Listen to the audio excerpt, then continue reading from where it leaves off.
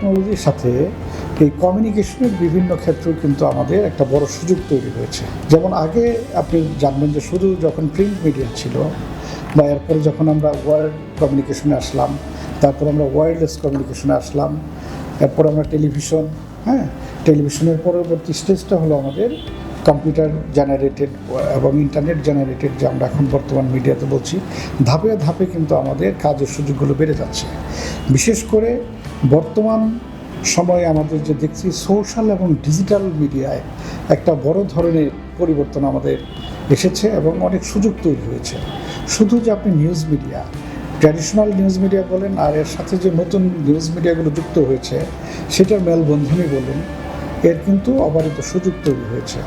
বিভিন্ন news media যেগুলো আগে ট্র্যাডিশনালি চলতো, মেইন স্ট্রিম নিউজ মিডিয়া আমরা যাদেরকে বলি, যেমন ধরুন পত্রপত্রিকা, টেলিভিশন, তাদেরও কিন্তু এখন নানা ধরনের সোশ্যাল এবং ডিজিটাল মিডিয়া প্ল্যাটফর্ম রয়েছে। কাজে ওই প্ল্যাটফর্মগুলোতেও কাজ করার জন্য আপনার কমিউনিকেশন, মিডিয়া এবং জার্নালিজমে দক্ষ জনবল দরকার, এবং সাথে সাথে একটা এই পেশায় নৈতিকতা রয়েছে এবং এথিক্স জানা, স্কিলস সমৃদ্ধ মানুষদের কিন্তু এখনো প্রয়োজন। তো আমরা দেখছি যে শুধু আমাদের নিউজ মিডিয়াই নয়, নিউজ মিডিয়ার পাশাপাশি বিভিন্ন প্রতিষ্ঠান আপনি যদি বলেন তাহলে দেখবেন যে NGO, international NGO, donor agency, পাশাপাশি আমাদের এমবিসি, মাল্টিন্যাশনাল কোম্পানি, ব্যাংক, বিমা, সরকারি প্রতিষ্ঠান, বিভিন্ন মিনিস্ট্রি, বিভিন্ন প্রজেক্ট, সব জায়গায় কিন্তু অনেক বেশি কমিউনিকেশনের কাজের সুযোগ হয়েছে। বিশেষ করে আপনার বিহেভিয়ার চেঞ্জের কাজ, ফরমেটিভ রিসার্চের কাজ, media research, communication research, development সেক্টরে কিন্তু এই বিষয়টি, বিশেষ করে মিডিয়া এবং কমিউনিকেশনের কাজ করার অনেক বেশি সুযোগ রয়েছে। একেবারে হাতে কলমে শেখার সুযোগ রয়েছে। পাশাপাশি বিভিন্ন টেলিভিশন স্টেশনে গিয়ে, অনলাইন নিউজ পোর্টালে গিয়ে ওখানে কাজ করার এবং কাজ দেখার সুযোগ রয়েছে। তাদের ওখানে প্র্যাকটিক্যাল ক্লাসগুলো ওখানে অনেকটাই করার সুযোগ রয়েছে। পাশাপাশি বিভিন্ন গবেষণা সংস্থায়, এনজিওতে এবং বিভিন্ন প্রজেক্টে আমরা আমাদের শিক্ষার্থীদের কাজের সুযোগ করে দিয়েছি। আপনি জানবেন যে একটি এমবিসির সাথে তারা গবেষণার কাজ করছে, একটি অন্যান্য সংস্থার সাথে তারা এখন যুক্ত হয়েছে, এবং আমাদের 3 জন শিক্ষার্থী সম্প্রতি ভারতের একটি নামকরা বিশ্ববিদ্যালয়ে তারা এক্সচেঞ্জ প্রোগ্রামের জন্য মনোনীত হয়েছে।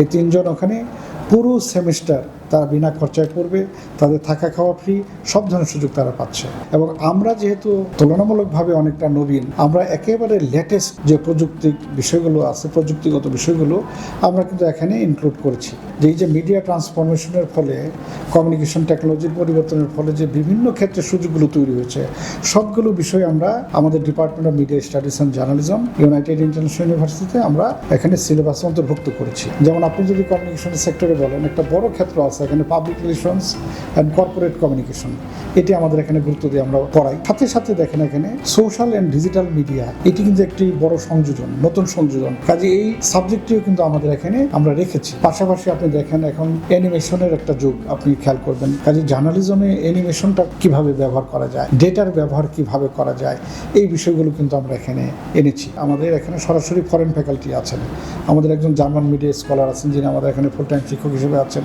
আমাদের এখানে সরাসরি ইন্ডাস্ট্রি ওরিয়েন্টেড যারা এক্সপার্ট, বিভিন্ন টেলিভিশনে কাজ করেন, মিডিয়া হাউসে কাজ করেন, পত্রপত্রিকায় কাজ করেন, তারা কিন্তু আমাদের এখানে পার্ট টাইম শিক্ষকতা করছেন। পাশাপাশি যারা ডেভেলপমেন্ট সেক্টরে গুরুত্বপূর্ণ ভূমিকা রাখছেন, এরকম শিক্ষক কিন্তু আমাদের এখানে সংশ্লিষ্ট কোর্সগুলো পড়াচ্ছেন। কমিউনিকেশন সেক্টরে যারা বিশেষজ্ঞ তারা এখানে পড়াচ্ছেন। অর্থাৎ আমাদের এখানে যে আমরা দেখছি স্কিলসের একটা সমষ্টি এখানে কিন্তু আমরা রাখার চেষ্টা করেছি।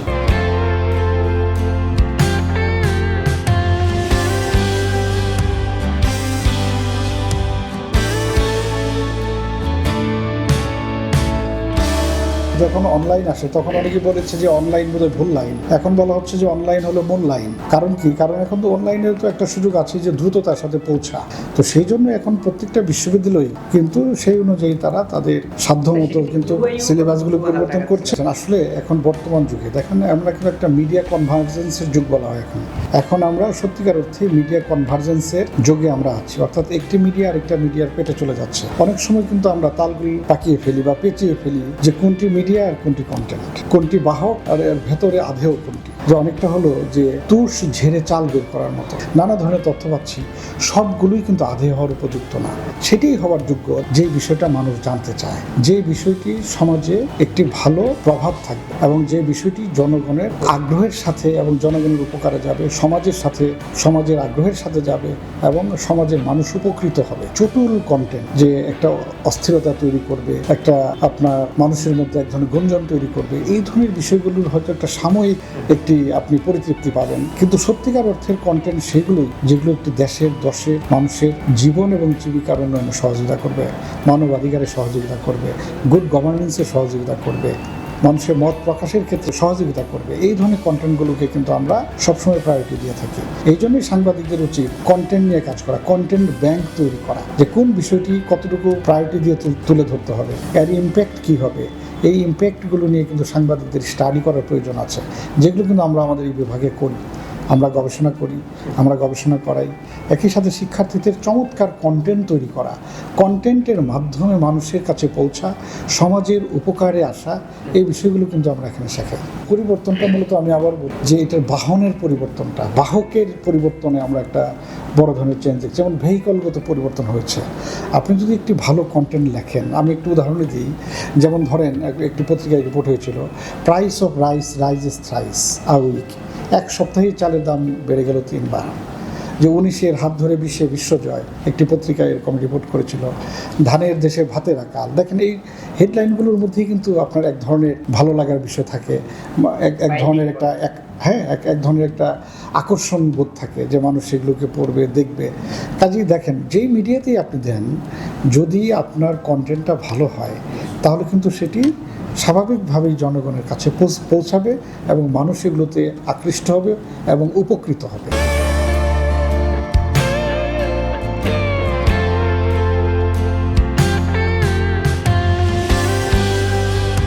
এখন যদি মার্কেট ওরিয়েন্টেড এডুকেশনের কথা আমরা বলি, তাহলে অবশ্যই স্কিলস ওরিয়েন্টেড এডুকেশনের প্রয়োজন।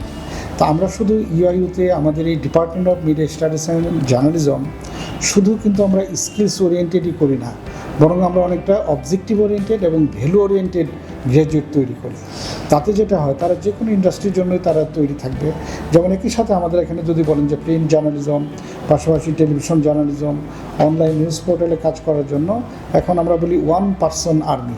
একজনকেই আপনি জানেন যে লিখতে হয়, ভিডিও করতে হয়, এডিট করতে হয়, পৌঁছাতে হয়, ফিডব্যাক জানতে হয়, আবার একইভাবে তাকে ইভালুয়েশন করতে হয়। তো আমরা মনে করি আমরা একজন শিক্ষার্থীকে সবগুলো স্কিলসে তাকে আমরা দেওয়ার চেষ্টা করি, দক্ষভাবে গড়ে তোলার চেষ্টা করি। এখানে যে কষ্ট আছে, আপনি জানেন যে আমাদের যেহেতু সুযোগ সুবিধা, ফরেন ফ্যাকাল্টি, পাশাপাশি আমাদের ল্যাব, অবস্থানগত কারণ, নানা কারণেই আমাদের ফিটা নির্ধারণ হয়েছে। আপনি জানবেন যে আমাদের এই বিশ্ববিদ্যালয়ে যে ক্রেডিট সিস্টেমে পড়াশোনা হয়, এই ক্রেডিট সিস্টেমে প্রত্যেকটা ক্রেডিটের জন্য এখানে কস্টিংটা নির্ধারণ করা হয়। তো পাশাপাশি যাদের এইচএসসিতে রেজাল্টটা আমাদের কাঙ্ক্ষিত রেজাল্ট যাদের আছে, তাদের জন্য কিন্তু একটা স্কলারশিপের ব্যবস্থা আছে। বিশেষ করে যারা এইচএসসিতে জিপিএ 5 পেয়ে আসে, তারা সরাসরি একটা স্কলারশিপ নিয়ে এখানে ভর্তি হতে পারে। 25% থেকে 50% পর্যন্ত কিন্তু এখানে স্কলারশিপ পাওয়ার সুযোগ আছে। পাশাপাশি রেজাল্টের উপর ভিত্তি করে স্কলারশিপ পাওয়ার সুযোগ আছে। এছাড়াও আরও কিছু কিছু ক্রাইটেরিয়া আছে, আপনি জানেন। যেমন বাংলাদেশের যে অঞ্চলগুলো একটু আপনার তুলনামূলকভাবে পিছিয়ে পড়া অঞ্চল, সেখান থেকে যদি হয়ে থাকে শিক্ষার্থীরা আসে, তাদের জন্য আমরা একটা স্কলারশিপের এখানে ব্যবস্থা করি।